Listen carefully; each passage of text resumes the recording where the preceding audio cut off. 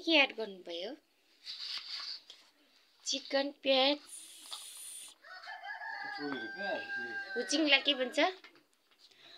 अन्त निमक एन्ड यो के हो? सेतो तेल भन्छु तर यसको नाम चाहिँ के हो? Soybean oil.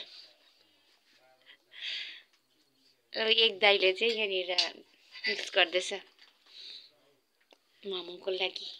मोमोसको लागि तर डल्लो चाहिँ मैले बनाएको यति डर लाग्दो छ कि एक दाइको यहाँ हेर्नुहोस्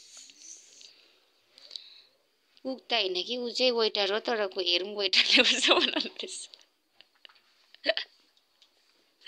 मलाई चाहिँ वेटर गरेको थियो नि त।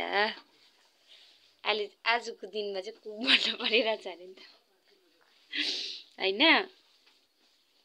ओ हेलो दाइ भनिदिनुहोस् न एउटा सानो शब्द आजको दिनमा के बन्नु परिरहेछ तपाईँ? ओ हेलो मिस्टर अलिक मजाले गर्नु न। त्यहाँ दुख्ला जस्तो गरेर किन गर्नुभयो? दुई हात त मजाले मिक्सिङ गर्नुहोस् त। सुन्नु हुँदैछ?